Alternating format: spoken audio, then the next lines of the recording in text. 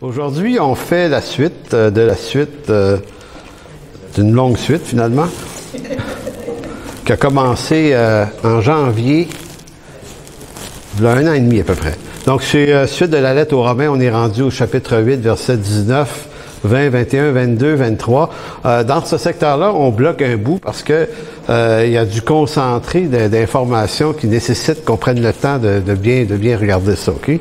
Donc, c'est la 51e séance. Peut-être que je vous l'avais dit, mais c'est la 51e partie quand même. Donc, toujours une petite rétrospective de la semaine précédente.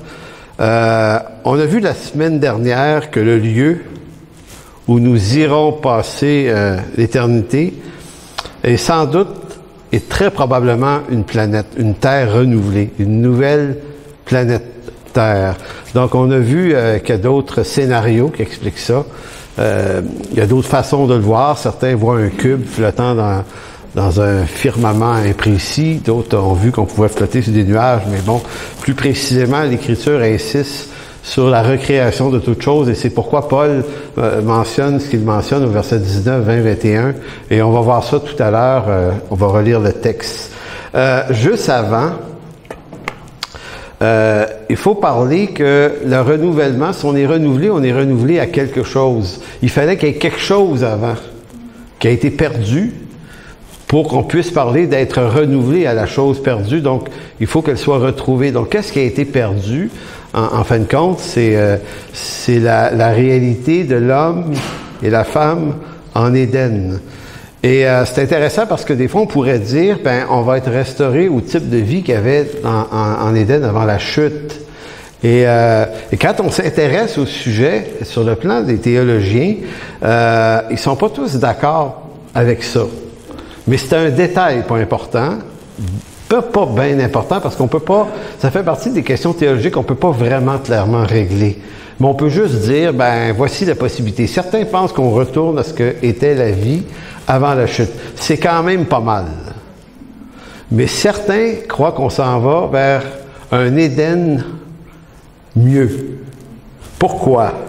C'est que la théorie est la suivante. C'est que le jardin d'Éden serait, selon plusieurs, une espèce de lieu, on appellerait ça un no man's land, c'est-à-dire le lieu où Adam et Ève sont placés, mais c'est avant le choix. Donc, ils sont mis devant 2 arbres, l'arbre de la vie, l'arbre de la connaissance du bien et du mal, et le choix qu'ils vont faire va influencer à la suite des choses.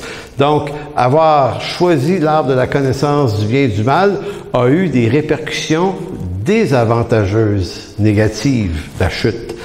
Mais s'ils avaient mangé de l'arbre de la vie, certains disent, est-ce qu'il y aurait eu également des conséquences, mais positives à ça? Donc, est-ce que ça serait Éden plus, mieux? Fait que certains pensent que oui.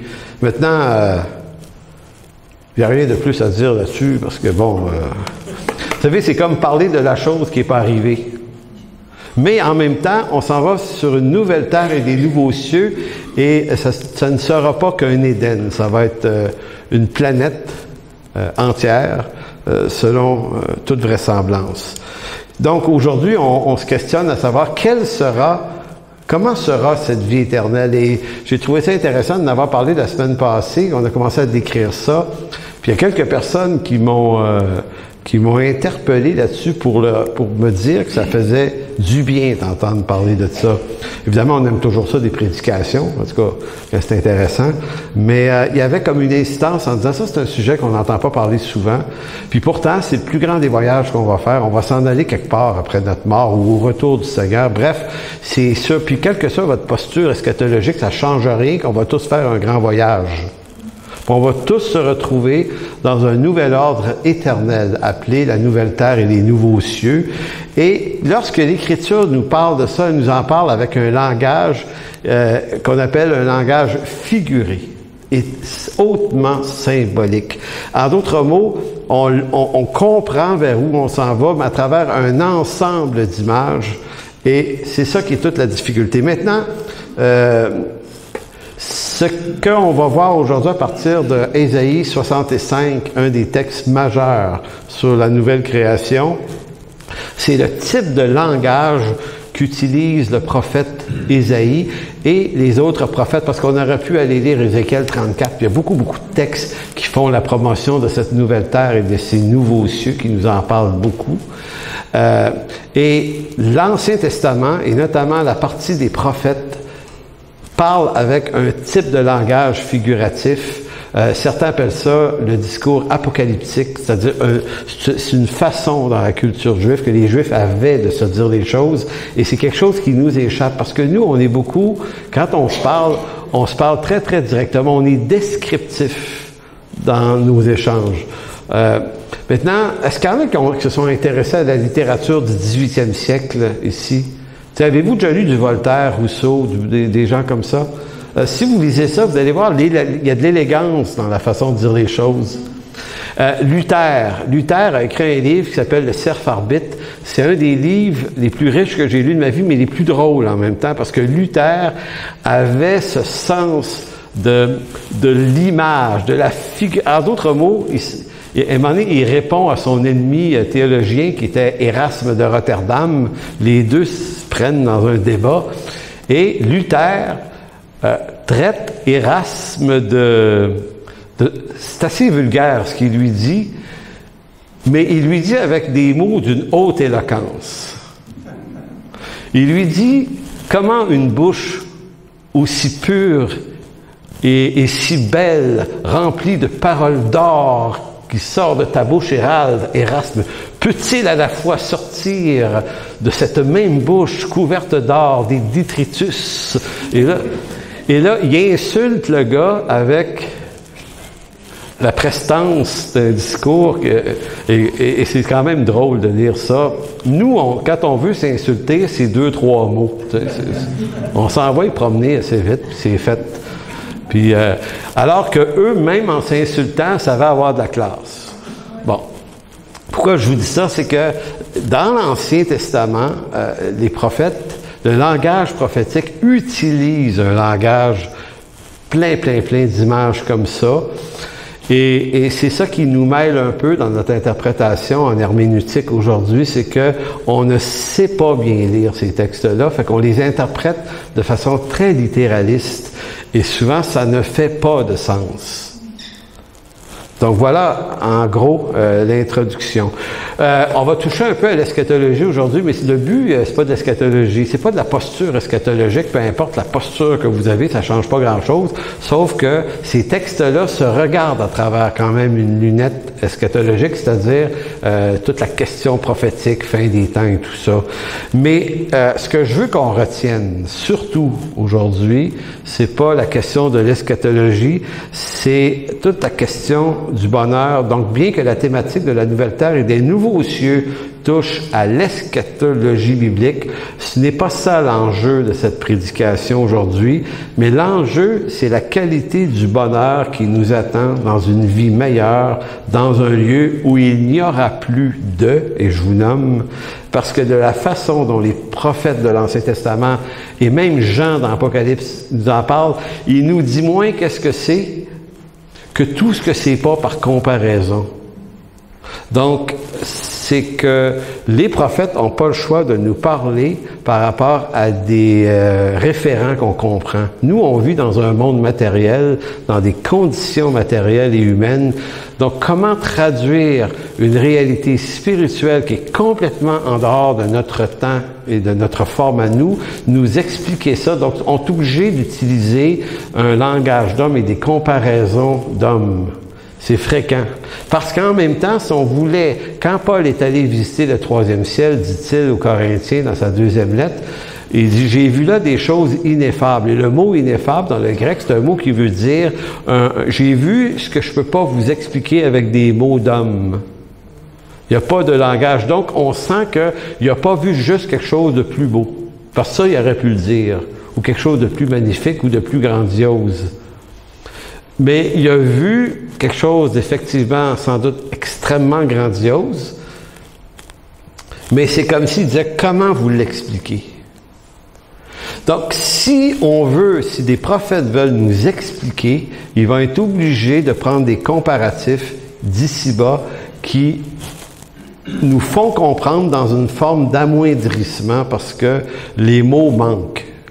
Donc, il faut comprendre ça. Donc, c'est pour ça que souvent, une des façons qu'ils ont, les prophètes et Jean-Baptiste, de nous en parler, c'est de nous dire qu'est-ce qui ne se passera pas dans ce lieu. Fait que c'est une bonne façon de comprendre. Donc, ce que je veux qu'on retienne, c'est qu'on s'en va vivre dans un endroit où il n'y aura plus de conflits, plus de division, ni de tension entre nous, causées par des suspicions, des malentendus, des incompréhensions, des maladresses qui brisent les relations humaines entre nous. Écoutez, juste ça, là. Tu sais, on n'a plus de conditions pécheresses. Fait qu'on ne peut plus jamais heurter quelqu'un, ni être heurté par quelqu'un d'autre. Ça n'existe plus. Mais juste ça, là, écoutez, pensez-vous, là, juste ça, c'est magnifique. Tu sais, tu doutes de personne, jamais. Bon. C'est également un lieu où il n'y a plus de larmes, ni tristesse. La peur du rejet n'existe plus. Qui n'a jamais souffert de rejet? Levez la main. Rejet. Moi, là, j'étais le troisième garçon d'une famille de 4. Comment? Non, ça c'est mal dit. On était 4, mais j'étais le troisième garçon. Donc, le dernier. Le troisième, c'est une fête. En fait, j'étais le 4e des 4, mais le 3e des garçons. Ah, c'est plus clair. Donc, et moi, j'étais le petit frère fatigant qui voulait suivre ses grands frères. Puis, mon frère Gilles n'est pas là aujourd'hui, il vous dirait oui, là. Tu sais, mes deux frères avaient 2-3 ans plus vieux que moi, puis tu sais, quand t'es ado, là, ça compte. Puis là, mes frères, ils partaient avec leurs amis faire je sais pas trop quoi. Puis moi, j'avais 10 ans avec mon petit Bessic, hey, il veut y aller. Non, tu sais, il voulait pas que je voie ce qu'il allait faire. Je sais pas ce qu'ils ont fait d'ailleurs, mais je me souviens de l'effet. Tu sais ce que ça fait, ça? Tu sais, tu retournes avec ton Bessic chez vous, puis t'es tout seul, rentre dans ta maison, ta mère, tu dis, qu'est-ce que tu fais? Oh là, ils veulent pas que j'en aille qu'eux autres, là. Puis mes frères, ils m'achetaient aussi. Ça, c'était mieux. Ils me donnaient 10 cents. 10 cents, là, tu faisais du chemin avec ça à l'époque, quand même. Fait que ça sèche tes pleurs un peu, cette affaire-là. Non, mais sérieux, je me souviens encore de l'émotion. Puis ça, on vit ça à l'école, on vit ça au travail, on vit ça en famille. Des fois, les gens nous rejettent pas. C'est des malentendus. Des fois, c'est ça aussi. Ils veulent juste pas que tu sois là. Puis c'est des affaires qui n'existeront plus. Ni toutes les formes d'insécurité qu'on connaît ici-bas, ça n'existe plus. Il n'y a plus de détresse, plus de peur, plus d'anxiété qui fragilise nos vies au point où nos vies deviennent pour certains quelquefois invivables. Fini les déceptions, les découragements qui mènent à l'envie même de s'enlever la vie. Fini les maladies physiques qui nous amoindrissent et nous privent de profiter pleinement de la vie ici-bas. Ça n'existe plus. Plus malade, plus jamais. Fini les maladies mentales qui affectent nos relations humaines, qui nous isolent dans un monde clos et qui nous prive de la joie de vivre cette vie. Puis vous savez, souvent chez les chrétiens, la maladie mentale est un peu mal comprise parce que on arrive à se dire que c'est correct d'être malade physiquement quand même. On sait qu'on vit, on va être malade, mais on n'accepte pas la maladie mentale de la même façon. Mais il faut comprendre une chose, c'est qu'on est tous un peu fuckés là, mentalement aussi. Là. C'est comme... c'est une question de temps que vous vous en rendiez compte. Là. Éventuellement, quelqu'un va vous le dire, peut-être. Ou il vous le dira pas parce qu'on réalise pas qu'on est tous un peu pétés dans nos têtes. Mais ça, on se le dit moins. Parce que quand on est malade physiquement, on appelle le médecin et on va le voir, tu sais, on dit, ben, c'est correct, mais des fois, c'est mentalement que ça va pas. Puis c'est normal que mentalement, on n'aille pas bien parce qu'on vit dans un monde déchu, sous la chute, avec toute la kyrielle de tensions, puis de problématiques, puis de problèmes de santé mentale qui viennent à ça. On est profondément affecté par le péché, mais profondément. et bien plus profondément qu'on le pense. Donc la nouvelle terre et les nouveaux cieux, c'est la promesse formelle de Dieu qu'un jour toutes ces détresses ne seront plus. D'ici là, que faut-il faire? Il faut persévérer à marcher avec ce Dieu par la foi, en lui faisant confiance, malgré tout ce qui ici-bas nous brise et nous déçoit dans cette vieille et maudite ou création maudite par Dieu.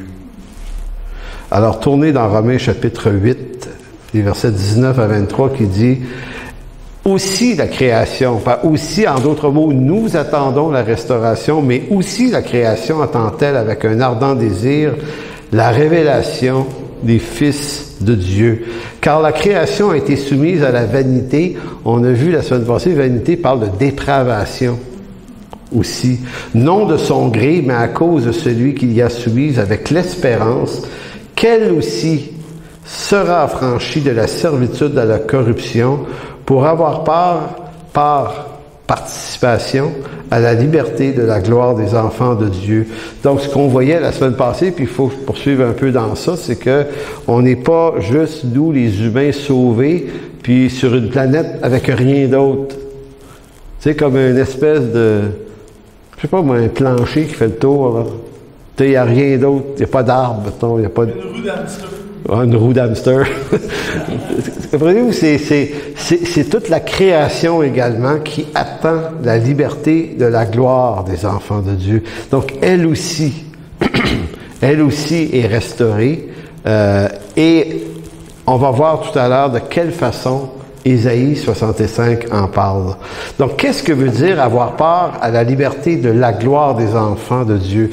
Donc, on se questionne depuis quelques semaines, c'est quoi la gloire? Parce qu'on a conclu que ça ne pouvait pas être des feux d'artifice à l'éternité. Là. Tu sais, c'est spectaculaire, c'est beau, mais je veux dire, au bout d'une couple de millions d'années, tu diras, OK, c'est assez, là, c'est vu, là. Y a-tu d'autres choses? C'est quoi la gloire? Puis la gloire, nous, l'Écriture nous l'imagine quelquefois à travers des faisceaux lumineux quand Jésus, sur le mont de la transfiguration, a été littéralement glorifié par son Père. Il était éclatant d'une lumière aveuglante. Donc, c'est aussi ça, la gloire de Dieu.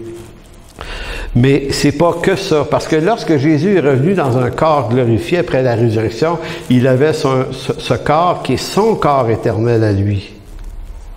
Donc, on a vu, en fait, les apôtres ont vu de quoi ça avait l'air un corps glorifié, ce corps sur la nouvelle terre. Ce corps est venu nous visiter en Jésus-Christ après la résurrection. Et ce qu'on remarque, c'est qu'il n'était pas éclatant de lumière. Il était ordinaire, mais extraordinaire à la fois. Il n'était pas bizarre et mystérieux, puisque les hommes, dans l'évangile de Luc, sur la route d'Emmaüs, si ça avait eu l'air à un fantôme ou quelque chose d'un peu, il aurait eu peur, c'est sûr. Quelque chose qui est pas, qui est pas raisonnable matériellement parlant, ça nous fait shaker solide, là, non? Fait qu'ils ont jasé avec lui, ils ont lunché avec lui, puis c'est quand ils ont mangé avec lui, quand il a brisé le pain, c'est là qu'il l'a reconnu. Et quand ils l'ont reconnu, c'est étonnant, là.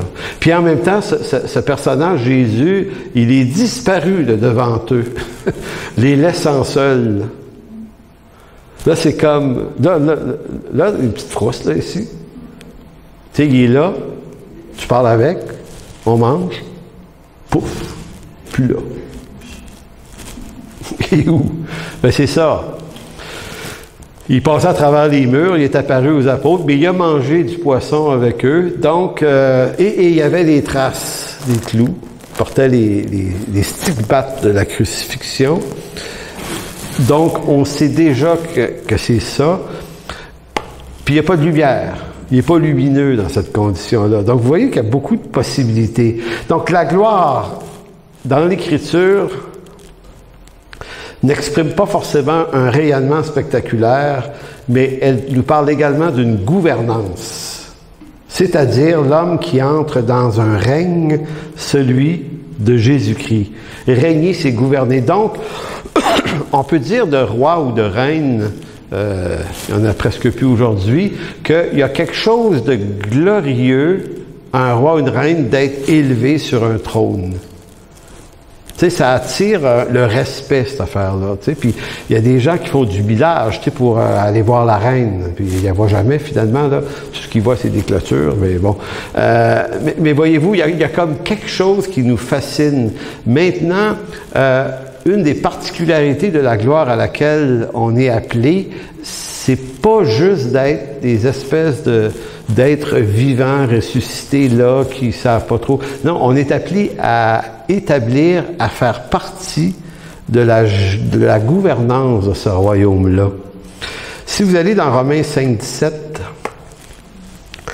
qui est la même lettre dans laquelle on s'intéresse, Romains 8, mais ici dans Romains 5, 17, si par l'offense d'un seul, la mort a régné a établi son royaume, son autorité, sa gouvernance, par lui seul, à plus forte raison, ceux qui reçoivent l'abondance de la grâce et du don de la justice, régneront-ils dans la vie par Jésus-Christ, lui seul.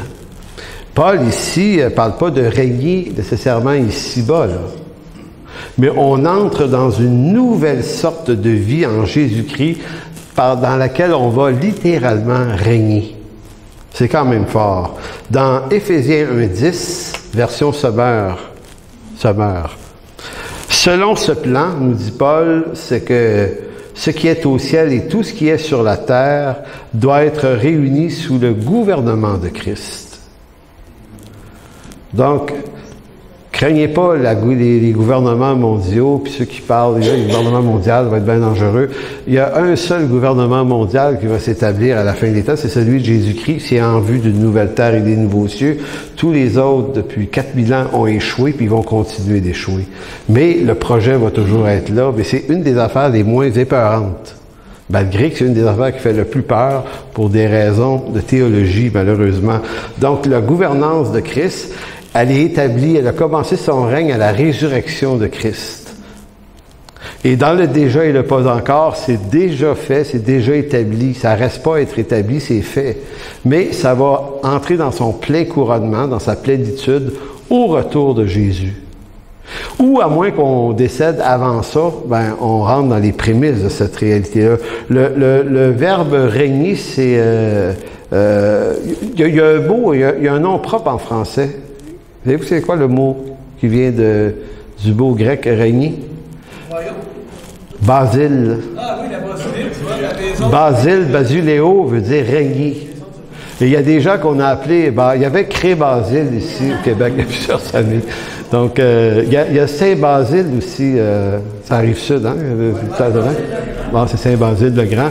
Donc, ça vient de ce don-là, Basilius, qui veut dire, ou Basiléo, qui veut dire être un roi ou exercer le pouvoir royal. Maintenant, c'est le verbe que Paul utilise tout le temps dans ses textes, quand il va dire « Nous allons régner avec lui, nous allons donc exercer un pouvoir royal avec lui. » C'est quand même... Et ça, c'est une partie importante de ce que c'est la gloire de Dieu. Si vous allez dans Apocalypse chapitre 5, versets 9 et 10, pardon, Apocalypse 5, 9 et 10, et c'est important de dire, il faut comprendre comment est écrit le livre de l'Apocalypse. C'est pas un livre chronologique. C'est pas un livre écrit de manière chronologique, hein, parce que dans l'Apocalypse, c'est pas les choses arrivent dans l'ordre des chapitres 4 à 22. C'est un livre cyclique, l'Apocalypse. Donc, ce sont des scènes, ce sont il y avait un autre mot que j'utilisais pour dire ça, là, des fresques. Voilà, ce sont différentes fresques qui nous répètent un peu toujours la même chose. Hein? Ce monde, la persécution, victoire de Christ, règne. Et ça recommence après ça dans plusieurs fresques avec des personnages différents. C'est un livre complexe, Apocalypse, pour cette raison-là. Mais déjà au chapitre 5, il est question qu'on est au ciel. Tu sais, pourtant, on dirait, ouais, mais c'est au chapitre 22, ça. En fait, c'est au chapitre 5, puis c'est à différents chapitres, selon les cycles du livre. Donc, qu'est-ce qu'ils font, les saints au ciel, selon Jean, versets 9 et 10? Ils chantaient un cantique nouveau en disant, « Tu es digne de prendre le livre et d'en ouvrir les sceaux, car tu as été immolé, et tu as racheté pour Dieu par ton sang des hommes de toute tribu, de toute langue, de tout peuple et de toute nation, et tu as fait un royaume et des sacrificateurs pour notre Dieu, et ils régneront sur la terre. Maintenant, on est dans l'ordre éternel ici, dans ce texte-là. Donc, le sur la terre ici fait référence forcément à une nouvelle terre où ils régneront. L'autre affaire qui est très intéressante, c'est que ce texte-là est l'exemple parfait de faire un exercice herméneutique tout simple. Quand je vous disais tout à l'heure que les auteurs, les prophètes, utilisent un langage d'homme figuratif pour nous parler des réalités célestes et du nouvel ordre, c'est que ici, et retenez-le, l'auteur, Jean, maintient les distinctions raciales et nationales. Hommes de toute tribu, toute langue, tout peuple et toute nation. Dans l'ordre éternel, tout ça va avoir disparu. Maintenant, vous dites, c'est pas une contradiction? En fait, le langage apocalyptique, figuratif, lui, nous décrit toujours les choses dans un discours comparatif. Il prend ce qui existe ici, puis il nous le replace dans l'ordre éternel. Mais d'autres textes vont préciser l'ordre éternel en disant que bon, ces choses-là seront plus. Vous allez dire, il me semble que c'est une contradiction. C'est pas une contradiction, c'est un type de langage. Si le langage est descriptif, il n'utiliserait pas langue, tribu et nation, mais s'il est comparatif, il va comparer. Forcément, c'est fort. Regardez, la preuve, c'est le verset 10. Nous serions des sacrificateurs pour Dieu. Maintenant, qu'est-ce qui est la fonction d'un sacrificateur? D'offrir un sacrifice. Donc, de tuer des animaux. Donc, nous sommes à la hauteur des sacrificateurs, mais est-ce qu'on s'en va passer l'éternité à tuer des animaux? Pour Dieu. Non. Pourquoi il n'y a plus... Parce que, après le sacrifice de Christ, il ne peut plus y avoir de sacrifice d'expiation, ni aucune autre forme de sacrifice. C'est ce que la lettre aux Hébreux se tue à nous dire. Retourner à des sacrifices, ce serait une abomination.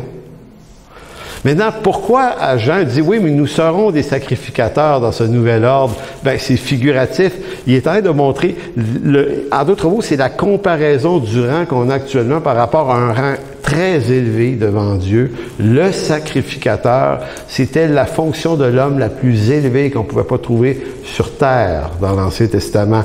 Aucun homme, sinon le souverain sacrificateur, ne pouvait entrer dans le lieu très saint une fois l'an. Je ne sais pas si vous voyez, c'est comme si Jean disait, il n'y a personne de plus élevé en dignité. Donc, nous le serons tous. Donc, c'est par comparaison. Et nous régnerons sur la terre. Dans Apocalypse 22, versets 1 à 4, Apocalypse 22, 1 à 4, et il me montra un fleuve d'eau, de la vie limpide comme du cristal, qui sortait du trône de Dieu et de l'agneau. J'espère que vous voyez les figures, là. Parce que, tu sais, un fleuve qui sort d'un agneau, c'est comme pas possible. Mais si vous comprenez le langage figuré, le fleuve, c'est toute la qualité de la vie qui vient de l'agneau immolé et ressuscité. Par lui, on a la vie. C'est des fleuves d'eau vive, cette affaire-là. Au milieu de la place de la ville et sur les deux bords du fleuve, il y avait un arbre de vie produisant 12 fois les fruits, rendant son fruit chaque mois, et dont les feuillages servaient à la guérison des nations. Il n'y aura plus d'anathème, le trône de Dieu et de l'agneau sera dans la ville, ses serviteurs le serviront et verront sa face et son nom sera sur leur front. Il n'y aura plus de nuit, ils n'auront plus besoin ni de lampe ni de lumière, car le Seigneur Dieu les éclairera. Et, ça se termine encore avec l'expression, et ils régneront au siècle des siècles. Donc, l'expression régner revient dans le langage de Jean, revient dans le langage de Paul, et elle revient dans le langage des prophètes de l'Ancien Testament. Et comme on a dit, Basiléo, c'est cette fonction royale que nous allons exercer.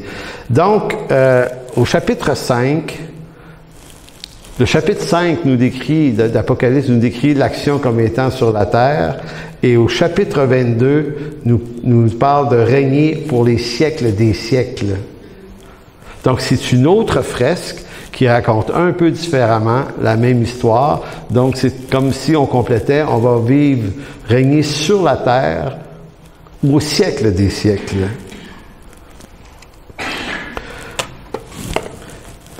La nouvelle terre et les nouveaux cieux. Donc là, on se rapproche d'Ésaïe 65. Il faut absolument que j'aille le temps de me rendre jusqu'au bout de cette prédication-là, parce que ça ne peut pas se faire en deux shots.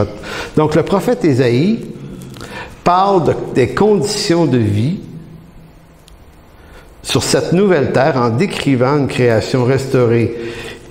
Il s'agit de l'activité des hommes dans des conditions exceptionnelles. Sa description, là, quand on va le lire, c'est pour ça que je vous fais une petite instruction pour se préparer à la lecture.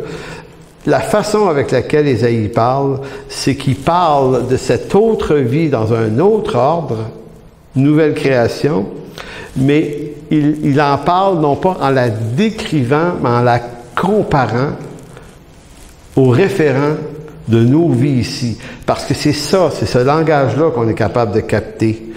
Mais en même temps, il compare avec des conditions ici, mais il les rend exceptionnelles en même temps.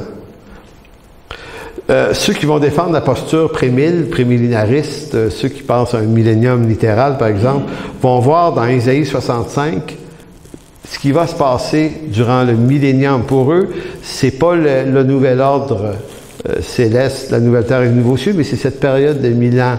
Mais ça pose un problème, et on va voir pourquoi. Parce que de la façon dont le texte est écrit, ça outrepasse cette idée-là. Donc, tournez dans Ésaïe 65, verset 17. Ésaïe 65, verset 17 qui dit « Et je vais créer de nouveaux cieux et une nouvelle terre, et on ne se rappellera plus des choses passées, elles ne viendront plus à l'esprit. » C'est par ces mots que commence Ésaïe sur le descriptif, en fait, sur la comparaison. Et là, tournez pas dans Apocalypse 21, 1, mais selon beaucoup de théologiens, Apocalypse 21, Jean écrit Apocalypse 21, appuyé sur Ésaïe 65. On ne fera pas l'exercice ici, ça serait long. Et si vous voulez entendre une prédication fantastique là-dessus, cherchez la prédication, écrivez Pascal Dano, Ésaïe 65, et ça va vous amener une prédication qu'il a fait là-dessus qui est vraiment très bonne. Et je ne vais pas la répéter, allez écouter la sienne, mais lui, il monte un tableau où il met Ésaïe 65 d'un bord, puis Apocalypse 21, puis il montre les relations. Puis là, on comprend que Jean a écrit son Apocalypse 21 sur le modèle de Ésaïe 65. En d'autres mots, l'inspiration des prophètes, c'est pas quelque chose qui vient de nulle part, un peu n'importe comment. C'est très, très, très ordonné par le Saint-Esprit. Et les hommes du Nouveau Testament ont toujours parlé le langage de l'Ancien Testament, d'une ancienne alliance, mais dans une nouvelle alliance. Et quand on comprend ça, l'Écriture explose d'intelligence à nos yeux. Là, on se rend compte de la richesse des relations puis des rapports qu'il y a entre les écrits du Nouveau et de l'Ancien Testament. Parce que ici, je vais créer de nouveaux cieux et une nouvelle terre, et Apocalypse 21.1 dit « Puis je vis un nouveau ciel et une nouvelle terre. » Ésaïe l'annonce, Jean la constate. Et les deux textes commencent de la même façon. Maintenant, quand on lit, on retourne à Ésaïe 65, 17, « Car je vais créer de nouveaux cieux et une nouvelle terre », on ne se rappellera plus des choses passées, elles ne viendront plus à l'esprit. On est clairement dans le nouvel ordre éternel. Parce que c'est une nouvelle terre et des nouveaux cieux. Donc c'est forcément ce qu'on rencontre après notre mort ou ce qui va se passer après le retour du Seigneur, où on va rentrer dans cette réalité-là. Donc, Ésaïe précise le lieu et le moment de l'action. Maintenant, le verset 18 à 20, il y a un nœud. Il y a vraiment un nœud solide. Mais tout dépend du type d'interprétation qu'on prend. Si on prend une interprétation littérale, le nœud il devient gros de même. Si on comprend les choses à travers le discours figuratif et comparatif d'Ésaïe, là, ça se dénoue. Voici, verset 18. « Réjouissez-vous plutôt et soyez à toujours dans l'allégresse à cause de ce que je vais créer, car je vais créer Jérusalem pour l'allégresse et mon peuple pour la joie. Je ferai de Jérusalem mon allégresse et de mon peuple ma joie. On n'y entendra plus le bruit des pleurs et le bruit des cris. » Si vous connaissez Isaïe, Apocalypse 21, vous entendez probablement l'écho, là. On n'y entendra plus de bruit des pleurs et le bruit des cris. Il n'y aura plus, et là c'est ici le verset 20 qui est le nœud, il n'y aura plus ni enfants ni vieillards qui n'accomplissent leur jour. Car celui qui mourra à 100 ans sera jeune, et le pécheur âgé de 100 ans sera maudit. Et là, vous dites, attends une minute, vous avez un problème? Si c'est l'ordre éternel, comment ça que la mort à 100 ans, c'est une mort jeune, là, ici? Et il est question du péché aussi, hein? Et le pécheur âgé de 100 ans sera maudit. Et c'est ça qui... Et tout le monde, à 1000, pré-1000, post-1000, 10 000, 100 000, peu importe ce que vous êtes, là, ça change rien ici. Il y a en théologie des endroits comme ça, tu dis, OK, il y a quelque chose qu'on comprend pas, mais ceux qui arrivent le mieux à l'expliquer, c'est des théologiens comme Montgomery Boyce, G.K. Beale, qui est un théologien spécialisé dans l'Ancien Testament. C'est lui qui nous font comprendre que le but d'Ésaïe, son but principal, c'est pas de décrire la nouvelle terre et les nouveaux cieux, mais c'est de nous en parler pour ce que ce ne sera pas. C'est un comparatif. Donc, il parle de réalité humaine ici, puis il nous dit que ces réalités humaines-là qu'on vit depuis le péché sont immensément améliorées. Donc, parce que, savez-vous pourquoi?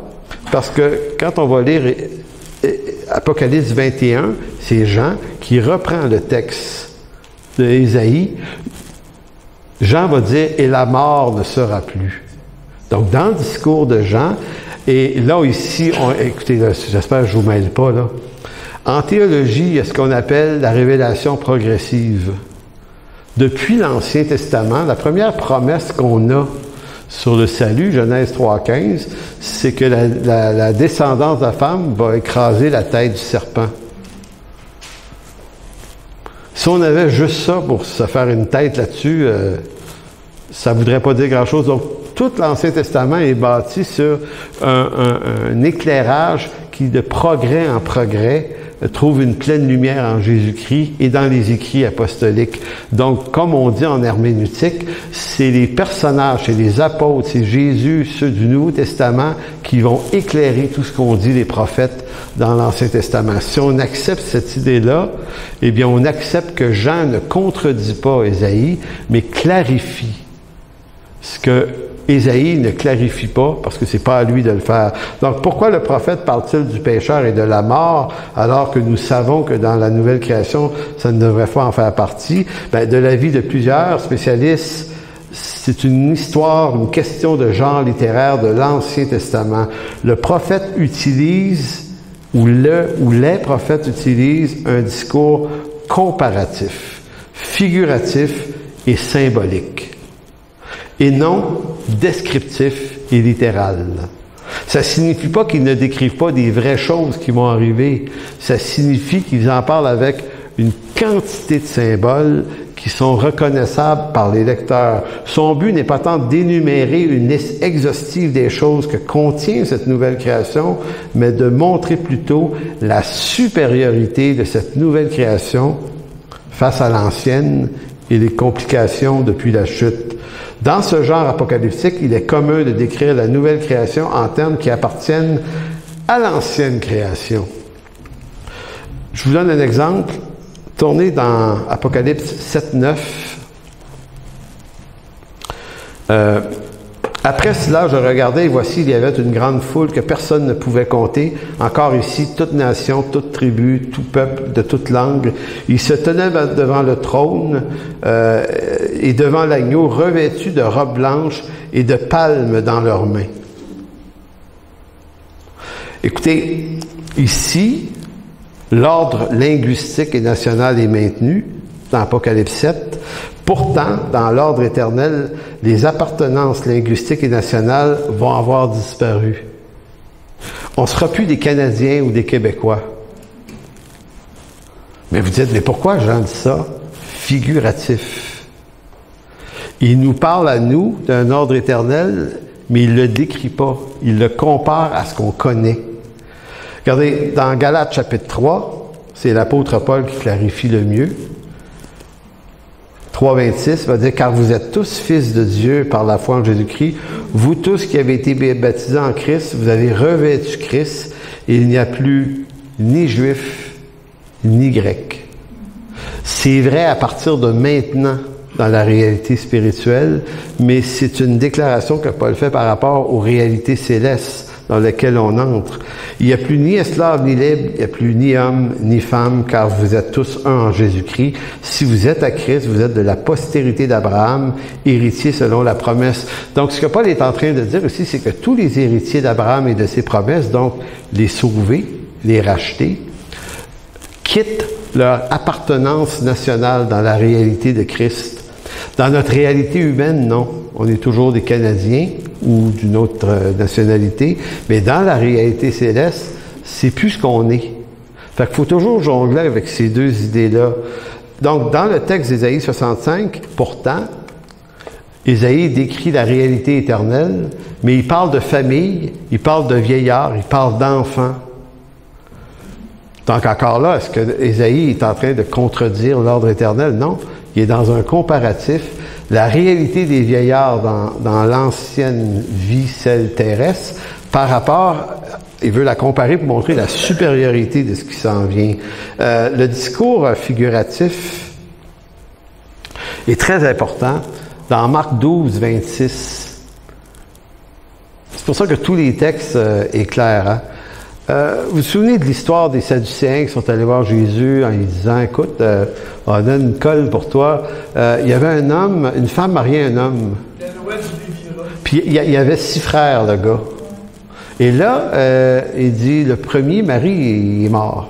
Fait que le deuxième, il l'a marié, puis il est mort. Le troisième est mort. Fait que finalement, on se dit, c'est elle qui le tuait, c'est parce que là, un, ça se peut, 2, c'est douteux. Bon, anyway, ça, c'est une autre histoire. Mais au bout de l'affaire, ils sont tous morts, les 7. Et là, la question est intéressante. Dis-nous, de qui sera-t-elle la femme au ciel? Qu'est-ce que Jésus a répondu? Il dit, à la résurrection des morts, les hommes ne prendront point de femmes, ni les femmes de Marie, mais ils seront comme des anges dans les cieux. Donc, Paul fait disparaître hommes, femmes, grecs, juifs, païens, tout ça. Jésus lui fait littéralement disparaître la différence homme-femme. Donc, dans l'ordre éternel, et si c'est un descriptif, ce que Jésus fait, c'est pas un comparatif, c'est clairement une description littérale. Il n'y a plus d'hommes ou de femmes, on n'est plus sexué. Bon, peut-être que ça dérange certains, mais bon, ça, on ne traitera pas de cette question-là ici aujourd'hui. Donc, on peut donc penser que l'intention d'Ésaïe n'est pas de décrire avec précision ce que sera la vie des hommes dans l'ordre éternel, mais de comparer ce nouvel ordre éternel par des référents de l'ancien ordre en montrant la supériorité du nouvel ordre par rapport à l'ancien. C'est une phrase un peu chargée, là, mais bon. Donc, voilà. La mort aura disparu.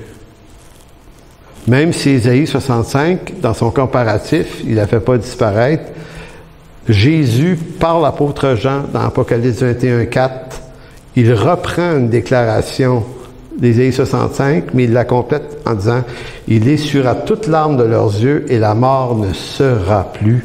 Il n'y aura ni deuil, ni cri, ni douleur, car les premières choses, l'ordre terrestre, donc, auront disparu dans l'ordre céleste. » Maintenant, tournez dans Apocalypse, dans Ésaïe 65.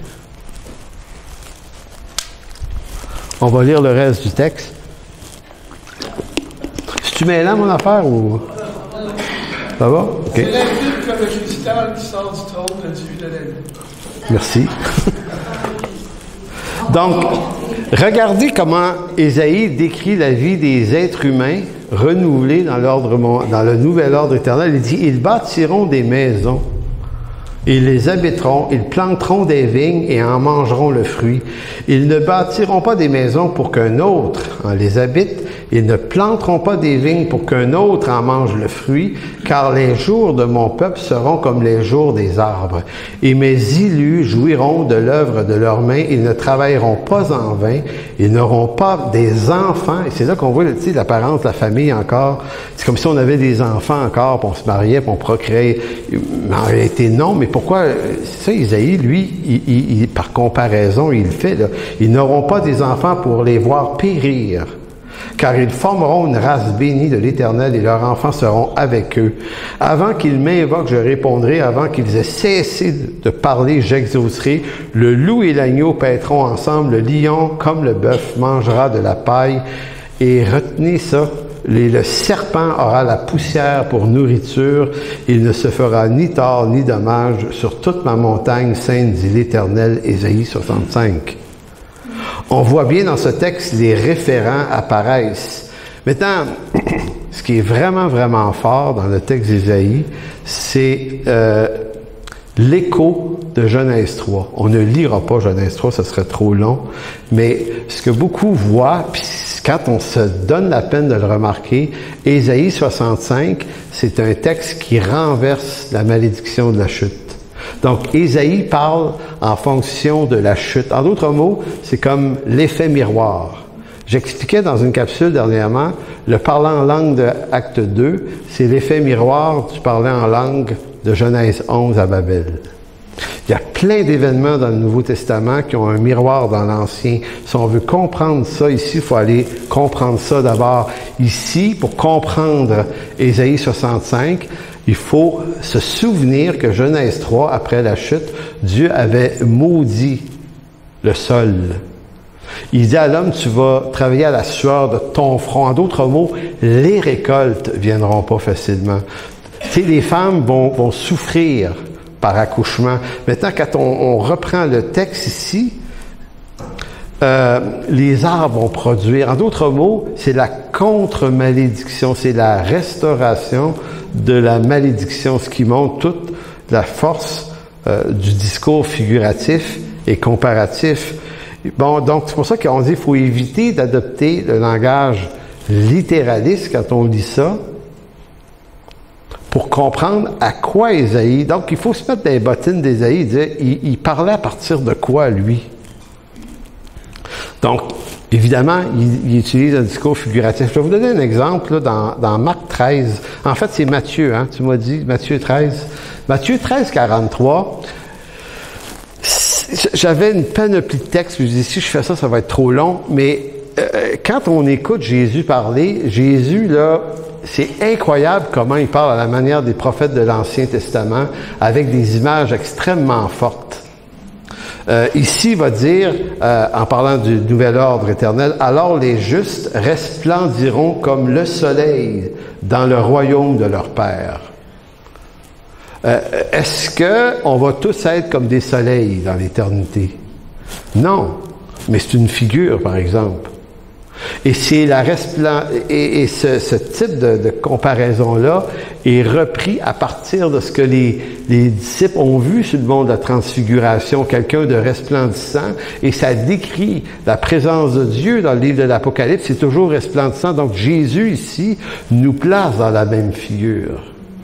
Un autre exemple que j'ai pas nommé ici, mais je pense que c'est dans Matthieu 3, versets 10 ou 11. Vous avez cette expression qui dit « La cognée est mise aux racines des arbres. » Et tout arbre qui ne produit pas de fruits sera jeté au feu. C'est à peu près comme ça que ça sonne. Et puis, maintenant, est-ce que Jésus nous parle d'agriculture dans ce texte? Non. Pourtant, Pourtant, il parle d'arbres. La cognée, c'est une hache, là, pour couper les racines. Donc, c'est ça, le type de langage, la façon avec laquelle les Hébreux se parlaient, c'est beaucoup, avec des images qu'à première vue n'ont pas rapport avec ce qu'on est réellement en train de dire. Donc, si on ne veut pas accepter ce type de langage-là, ben, on ne comprend pas grand-chose. Maintenant, en conclusion,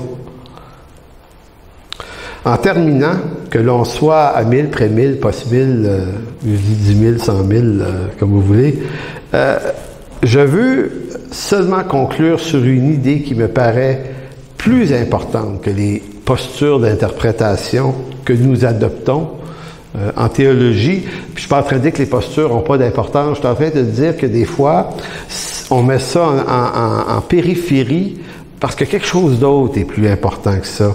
Concentrons-nous plutôt sur la valeur et la qualité des promesses de notre restauration, car peu importe l'approche que nous prenons, le résultat sera le même pour tous.